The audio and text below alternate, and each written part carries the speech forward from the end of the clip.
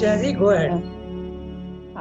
The higher knowledge we there get, the higher knowledge we there get is that which is to the knower of Brahman, his constant vision of things, when he lives uninterruptedly in the Brahman. Brahmavid, Brahmani, Gita. That is not a vision or knowledge or consciousness of Brahman to the exclusion of all else, but a seeing of all in Brahman as the self. For it is said, the knowledge by which we rise beyond all relapse back into the bewilderment of our mental nature that is that by which thou shalt see all existences without exception in the self, then in me. Elsewhere, the Gita puts it more largely, equal visioned everywhere. He sees the self in all existences, and all existences in the self. He who sees me everywhere and all and each in me is never lost to me, nor I to him. He who has reached oneness and loves me in all beings, that yogin, howsoever he lives and acts, is living and acting in me, O Arjuna. He who sees all equally everywhere as himself, whether it be happiness or suffering, I hold him to be the supreme yogi. That is the old Vedantic knowledge of the Upanishads, which the Gita holds up constantly before us. But it is its superiority to other later formulations of it that it turns persistently this knowledge into a greater practical philosophy of divine living. Always it insists on the relation between this knowledge of oneness and karma yoga, and therefore on the knowledge of oneness as the basis of a liberated action in the world. Whenever it speaks of knowledge, it turns at once to speak of equality, which is its result. Whenever it speaks of equality, it turns to speak too of the knowledge which is its basis. The equality it enjoins does not begin and end in a static condition of the soul, useful only for self-liberation. It is always a basis of works. The peace of the Brahman in the liberated soul is the foundation. The large, free, equal, worldwide action of the Lord in the liberated nature radiates the power which proceeds from that peace. These two made one synthesize divine works and God knowledge. Yes, that's right. So almost a page, and he is making he is telling you very clearly. He, of course, is quoting from the Gita. He is actually translating, and we will see the originals also. And what he is saying is that in the Gita, knowledge and equality are very much implied in each other. In the others, in the Upanishads and all that, the insistence is not so much on the equality, the equalness or this sort of simultaneity of equality and knowledge. But it is stressed very much here in the Gita. Okay, so we read each sentence and then we'll see. The higher knowledge we I have in the text there get. Okay, but I'm not sure if that's a mistake. It could be the higher knowledge we then get. It could be. I don't know if someone has the, I'll have to check this. I'll check it afterwards in the CWSA and tell you which one is the correct one. Okay, so the higher knowledge we then get, then or there is the same, meaning is the same, get, is that which is, yeah, something? Pallavi must be having the CWSA. So Pallavi, you have the CWSA? Yours is page 200 something, na? Yeah, it is 205. It is then in my text. It is then. So exactly as you said, Rangada. Yeah, exactly. That's right. So the meaning is the same, and this is the problem with some of those manuscripts, that both the alternatives make sense. See, THE is common, and the RE, if written in a hurry, it can look like an N. Okay, so or it could be that the N, if written in a hurry, could be read as there. Okay, anyway, meaning is the same. The higher knowledge we get is that which is to the knower of Brahman, his constant vision of things when he lives uninterruptedly in the Brahman. Brahmavid, Brahmani Sthita. Brahmavid, one who knows the Brahman. Brahmani, in Brahman consciousness. Sthita, settled in the Brahman consciousness. But what is the Brahman? The self. And what is the self? A consciousness which is absolutely static, a perfect, colorless, immutable, featureless. And you are absolutely at peace. You are cut out from the physical world. You are not in connection with your body, mind, and life, and you are absolutely at peace. That's it. Brahman. If that is so, if you are not connected with your body, mind, life, nothing from the body, mind, life will reach you. So naturally, you will not be affected. Just like if my friend or even my enemy has got a problem, I'm not affected. But I will be affected if I am in a cosmic consciousness, because his consciousness and my consciousness will be connected. But in the self, you are not connected with the body, mind, life. Therefore, the problems, the pain and the sufferings and the pleasure also of the body, mind, life will not affect the man whose consciousness is settled in the Brahman, okay, or the self. So that's what he's saying. Uninterruptedly, if you have, then that higher knowledge you will get. Now, what is that higher knowledge? The knowledge is that you are not the body, mind, life. You are the soul. You are the self. And also, what about it? Later on, he will tell you that the physical world, the knowledge is a threefold knowledge. The one in the many in the one, and the one becoming the many. In other words, everything in the physical world, the many, is in Brahman, in the divine, if you want. Okay? And the divine is in everything. He is there, his divine presence is there in everything. Also, the third one, not only he is there inside and contains all, but he himself is a stone. Okay? He himself is a stone, the tree, the insect. Okay? That is what the three knowledges that you get. Okay, that's the knowledge. Now, I read the next sentence. That is not a vision or knowledge or consciousness of Brahman. That, so I'll read it in a different way after I finish the sentence. Okay? To the exclusion of all else, but a seeing of all in Brahman as a self. All in Brahman and as a self. That now the sentence is written in a totally different way. Okay? That is not a vision of knowledge. Okay? That is not a vision or knowledge or consciousness of Brahman. It is not that when you exclude everything, all else. Okay? So the stress on that should come very clearly. Okay? If you exclude everything, that vision or that knowledge is not the Brahman consciousness. That's what Sabri says. That is here referring to the knowledge. It is not the conjunctive, it's not a conjunctive fact. Grammatically, it's not a conjunctive thing.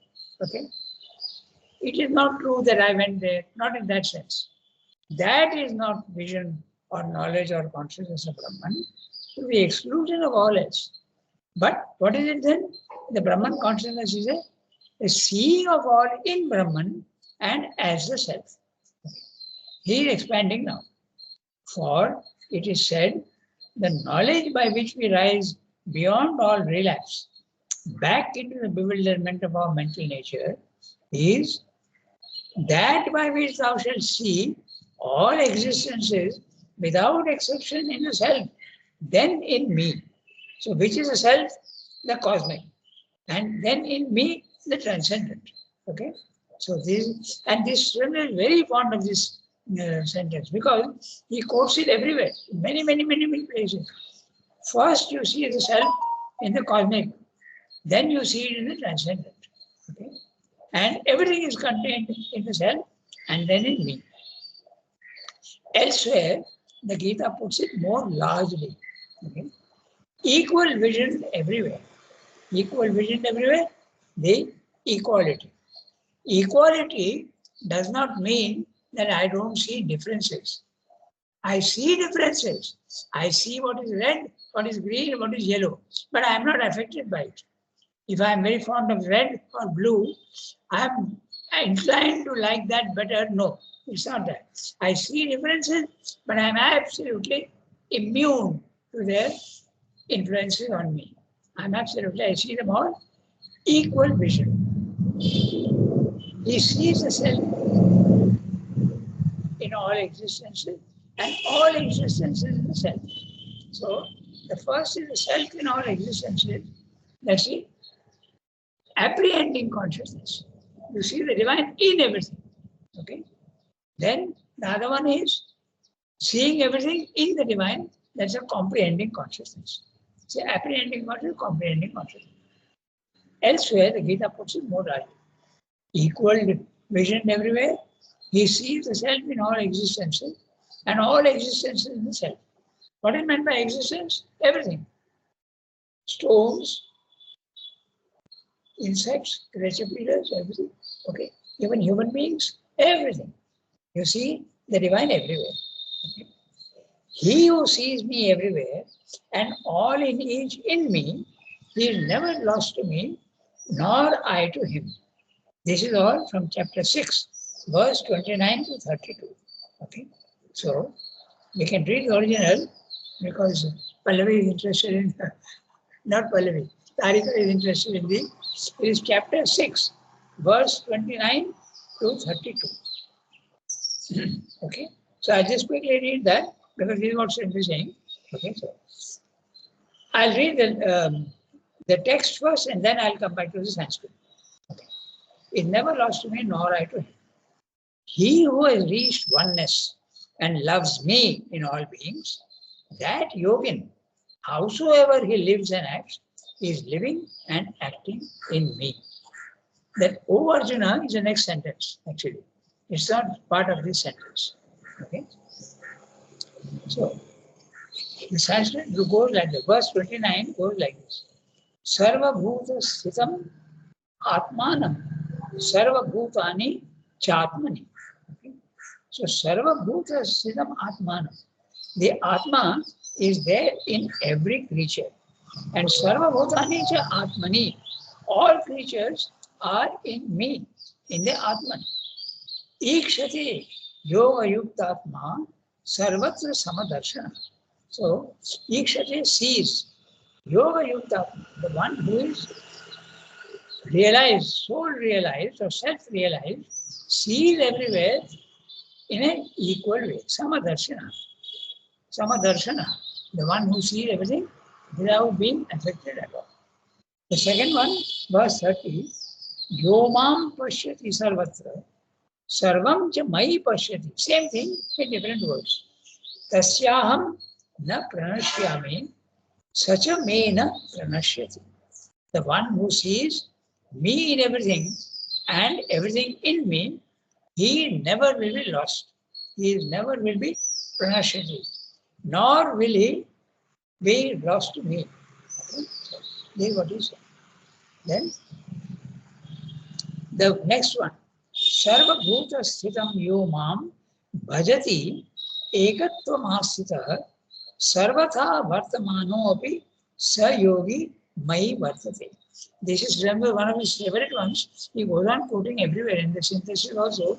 He goes on saying this, that a man who is Sarva Bhuta Sthitam Yo Mam Bhajati Ekatvamasthitah, the one who worships me, being established in equality. Such a man, whatever he is doing, he may be eating, he may be sleeping, sarvatha vartamanopi. Whatever he is doing in any way, eating, sleeping, others will not understand that he is in the Brahman. But he lives in me.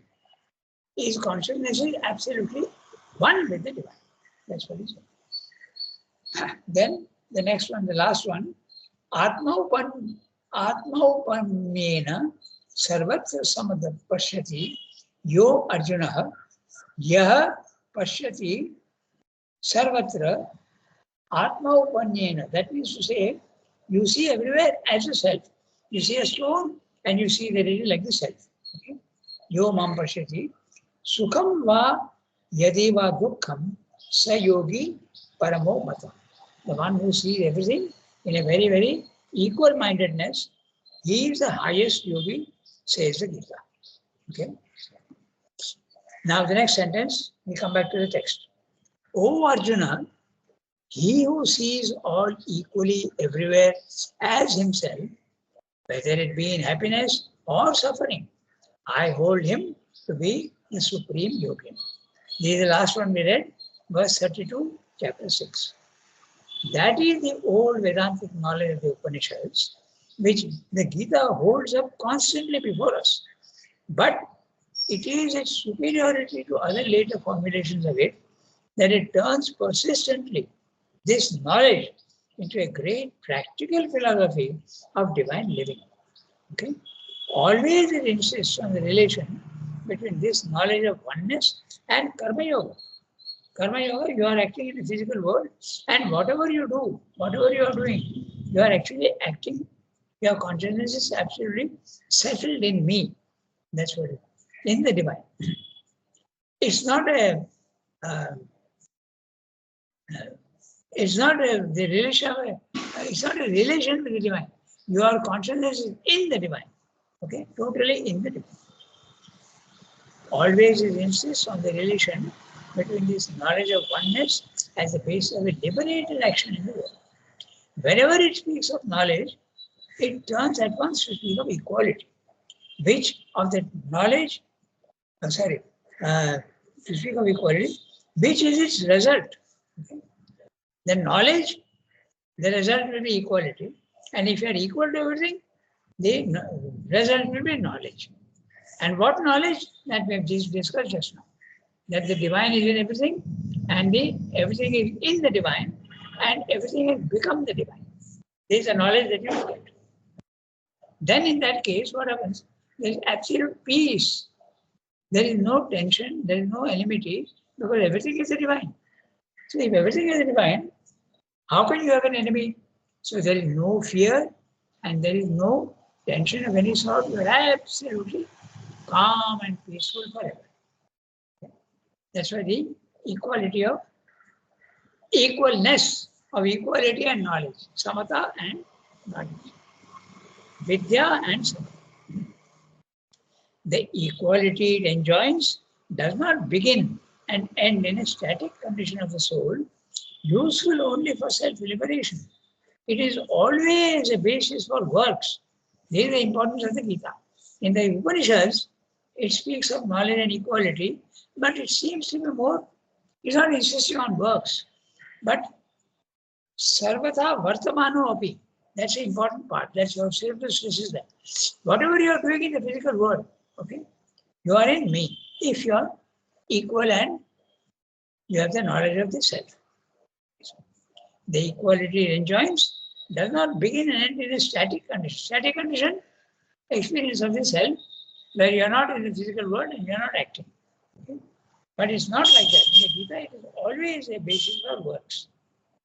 There is a difference between the Upanishads and the Gita. The Upanishads do not insist on Karma Yoga in this particular context. The peace of the Brahman in the liberated soul is the foundation.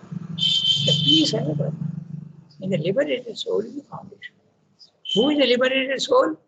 The one who knows that he is not in the body-mind life. Okay? He knows that he is not in the body-mind life.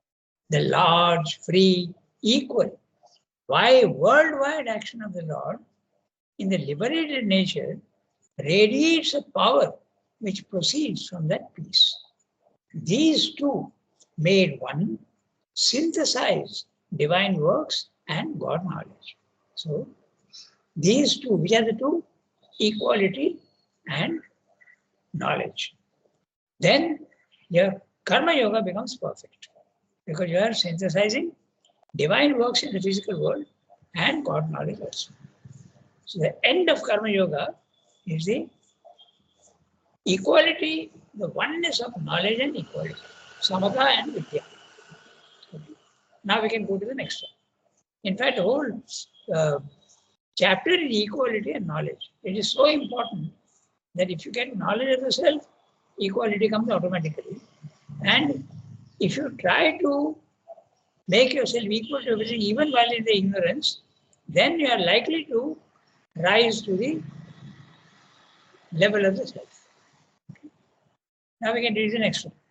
We see at once. What a profound extension. Pallavi, you can read? Yes, Yes, Ram. sir. Yeah, go ahead. We see at once.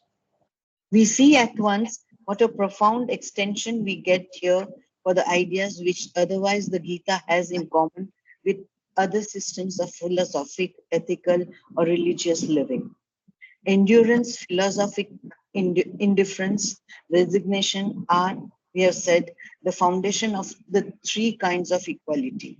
But the Gita's truth of knowledge not only gathers them all up together, but gives them an infinitely profound, a magnificently ample significance. The Stoic knowledge is that of the soul's power of self mastery by fortitude, and equality attained by a struggle with one's nature, maintained by a constant vigilance and control against its natural rebellions. It gives a noble peace and austere happiness, but not the supreme joy of the liberated self living, not by a rule, but in the pure, easy, spontaneous perfection of its divine being, so that however it may act and live, it acts and lives in the divine. Because here perfection is not only attained but possessed in its own right and has no longer to be maintained by effort, for it has become the very nature of the soul's being. The Gita accepts endurance and fortitude of our struggle with the lower nature as a preliminary movement. But if a certain mastery comes by our individual strength, the freedom of mastery only comes by union with God, by a merging or dwelling of the personality in the one divine person and the loss of the personal will in the divine will. There is a divine master of nature and her works, above her, though inhabiting her, who is our highest and our universal self. To be one with him is to make ourselves divine. By union with God, we enter into a supreme freedom and a supreme mastery.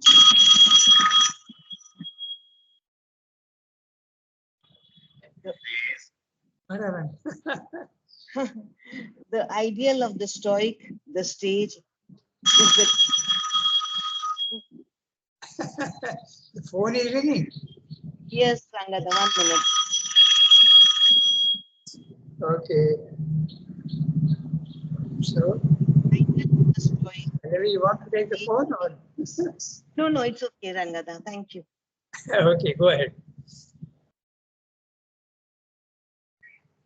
The ideal of the Stoic, the sage who is king because by self rule he becomes master also of outward conditions, resembles superficially the Vedantic idea of the self ruler and all ruler, Swarat Samrat, but it is on a lower plane. The Stoic kingship is maintained by a force put upon self and environment. The entirely liberated kingship of the yogin exists naturally by the eternal royalty of the divine nature, a union with its unfettered universality, a finally unforced dwelling in, in its superiority to the instrumental nature through which it acts. His mastery over things is because he has become one soul with all things. To take an image from Roman institutions, the Stoic freedom is that of the libertus, the freedman, who is still really a dependent on the power that once held him enslaved. His is a freedom allowed by nature because he has merited it. The freedom of the Gita is that of the free man, the true freedom of the birth into the higher nature, self existent in its divinity. Whatever he does and however he lives, the free soul lives in the divine. He is the privileged child of the mansion, Palavat, who cannot err or fall because all he is and does is full of the perfect, all blissful, the all loving, the all beautiful. The kingdom which he enjoys, Rajyam Samraddham, is a sweet and happy dominion of which it may be said in the pregnant phrase of the Greek thinker, the kingdom is of the child.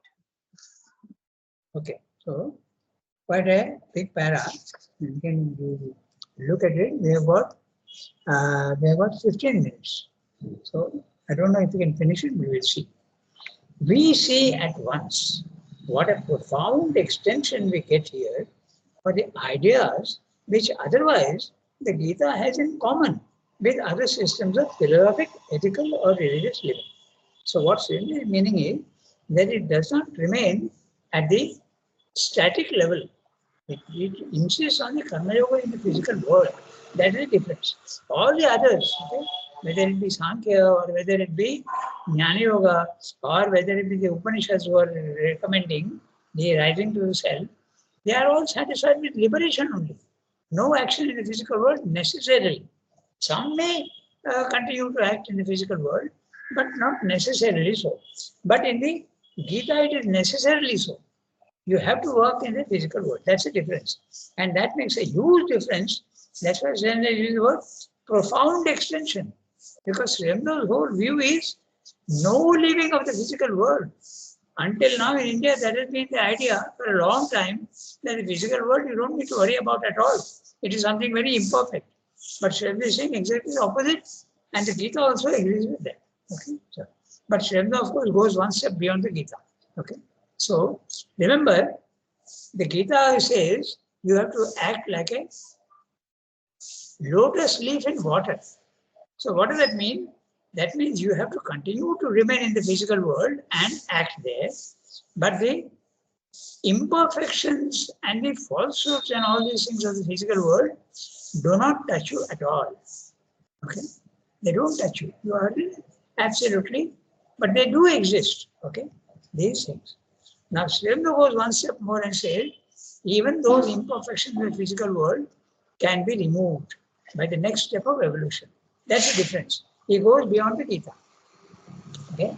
Which he tells you, later on also he will tell you, that we take one more step beyond the Gita. So that's why he's given so much importance to the Gita's continued action in the physical world. Whereas the others, they are interested only in liberation. The soul goes up to the self and you see everywhere the divine, but you are not interested in acting in the world. Okay? So that's a profound extension that we get here. We see at once what a profound extension we get here for the ideas which otherwise the Gita has in common with other systems of philosophic, ethical, or religious living. Endurance, philosophic indifference, resignation are, we have said, the foundation of the three kinds of equality. Remember the three kinds of equality? Tamasic equality, Rajasic equality, and Sattvic equality. The others may not be interested so much, but so much importance is given to equality.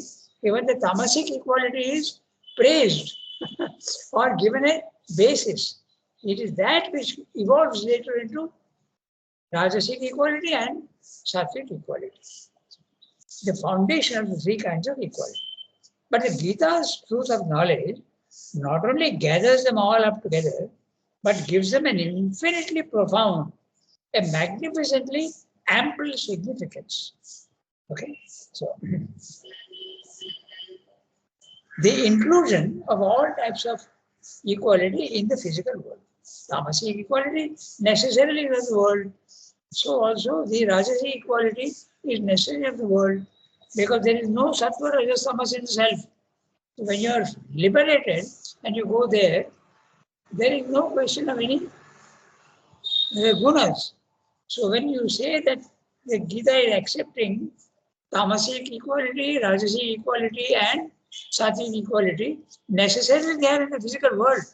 You are acting. That's a profound difference. So listen. And look at the word he's using. Magnificently ample significance. Ample. Why? Because you are not rejecting anything. Ample means you are including everything. Not only the spirit above, but even the manifestation of the spirit below. Okay? The upper hemisphere and the lower hemisphere. You are including both. That's why it is magnificently amply significant. The Stoic knowledge. Yes, tell me.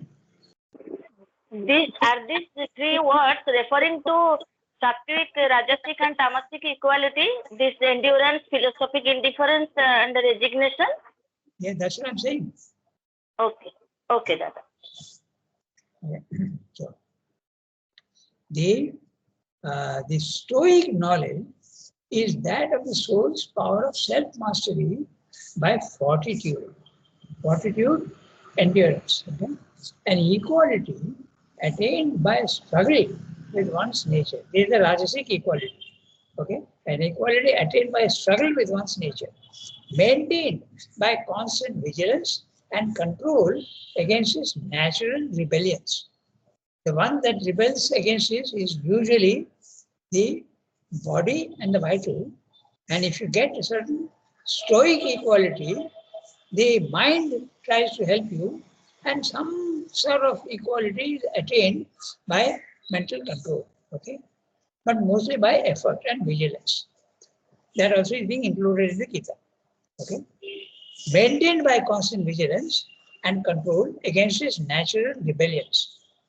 When you try to control yourself, there is a backlash from the vital. This is something that you discuss very clearly in Shendo's Yoga. When you try to control the vital, okay, the vital revolts or goes into a depression. Okay? So, if you are a very strong vital person and you try to control your vital, it will revolt.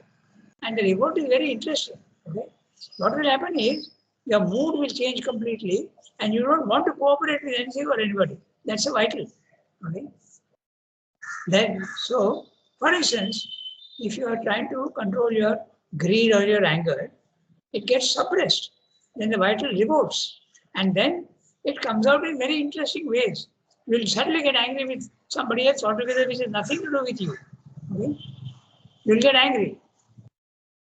It's very interesting, but that is exactly what happened with me long ago. Okay?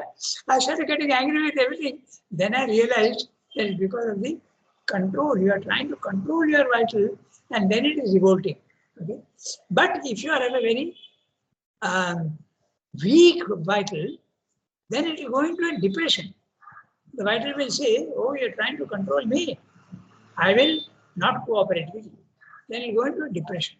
So the Rajasic control ends up in Tamasic. It will not do anything. I won't cooperate with you.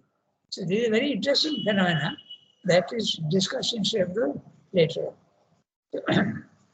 So the Stoic knowledge is that of the soul's power of mastery by fortitude and equality attained by struggle with one's nature, maintained by constant vigilance and control against its natural rebellions. Okay, the word rebellions only reminded me of what Shredo says about the vital. It gives a noble peace, an austere happiness, but not the supreme joy of the liberated self living not by a rule, but in the pure, easy, spontaneous perfection of the divine being. So that however it may act and live, it acts and lives in the divine. So that is the Gita's contribution.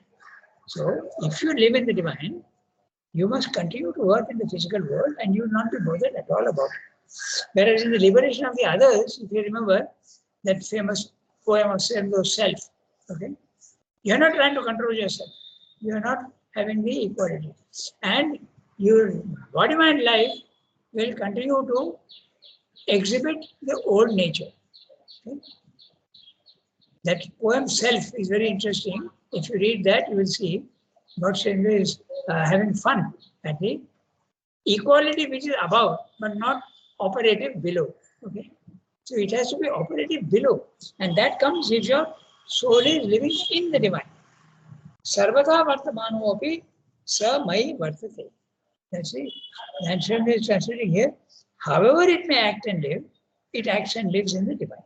So, okay. So, because here perfection is not only attained but possessed in its own right and has no longer to be maintained by an effort, for it has become the very nature of the soul's being.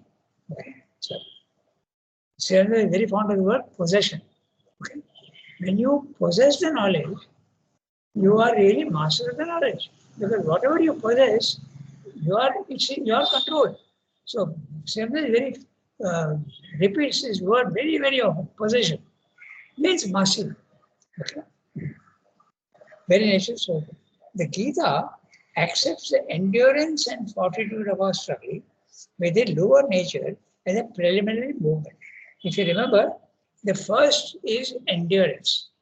You start enduring the shocks of the physical world, whether pleasant or unpleasant. You learn to detach yourself from that. That is the endurance, the first stage. The second stage, you go to the self. Now you are disconnected with the body-mind life. That's the second stage. So now what happens? You are completely immune to both pleasure and pain. Both immune. You are immune to both. The third level of equality is that which you enjoy everything that comes to you. That's the third level. So first level, endurance. It's very, very important to learn to endure the shocks of life. Not to be affected even by the pleasant. That is the first, second, third. This is discussed very clearly in the synthesis of yoga.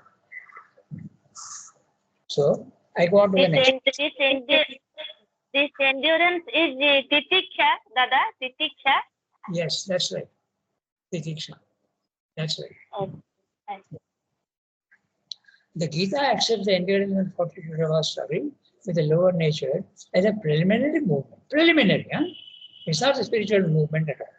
But if a certain mastery comes by our individual strength, the freedom of mastery only comes by our union with God, living in the divine. Your consciousness becomes one with the divine. By merging or dwelling of the personality in the one divine person and the loss of the personal will in the divine will. Loss of personal will in the divine will. That's an interesting thing. And it refers to the Gita's Sarvarambha Parityaga. So, whenever you have your own will, just notice carefully that whatever you have to do, it starts with a thought in the mind. Okay? It starts with thought. Oh, I have to go today to this place. I have to go today for an examination. I have to go today to buy something from the market. You see, Arambha, it begins with the mind. So there you cut all the initiation of action. Okay? Elimination of necessity to choose course of action. These are my words. I just noted down. Elimination of necessity to choose course of action. In other words, you don't choose your course of action. Then that's very funny because you may feel that if I have to go to the market and buy a soap, I have no soap, tomorrow I need a soap. What will happen? So the answer is twofold. Either the divine will provide you for it, or if it doesn't provide you for it, then you must know that he wants you to do without it. You are completely surrendered to him and you know that it's not necessary. Okay? So this plain, pleasant living in the present. Elimination of personal will, surrender, faith, precedes merging with the divine will. Your own will becomes one with the divine will. Okay? There is a divine master of nature and her works. Above her, though inhabiting her, who is our highest being and universal. Oh, we have got quite a lot to go and it's already 8:40. So I'll have to stop here. But then next Friday, we'll take it up from there is a divine master of nature. Okay. So, equality is a very huge subject and there are so many things that can be said about it. I'll tell you also another thing. Later on it will come. But it's very interesting. I'll just mention it to you in 2 minutes. Okay. Raman Maharshi passed away only in 1950. And 1950, modern times. In the ancient days, the Bhikshandehi was the one who had given up the world, would go into the village or the town and say, Bhikshandehi, give me the palms. And in India, it was very common that the family would immediately give something. But in modern times, nowadays, if a beggar comes to your door, you don't even know what his motive is, and you say no, you turn him away. So, Raman Maharshi was asked, you were going and begging your food in a loincloth without even shoes or anything, and you were begging food from everybody. Did you not feel ashamed of yourself? Did you not feel a certain shyness and shame? So he replied, where is the question of shame? I was in the self. I am the master. I am the emperor. I am the emperor asking. So where is the question? That was his answer. Okay. Swarat Samrat will come later on and we'll take it up next year. I just mentioned that is the condition. That is the condition of the in the self. When you are in the self, that's what happens. Absolute immune to everything in the physical world. Okay, we'll stop here today. Au revoir, everybody. Au revoir. Merci beaucoup. Merci Thank you, beaucoup. Rangana.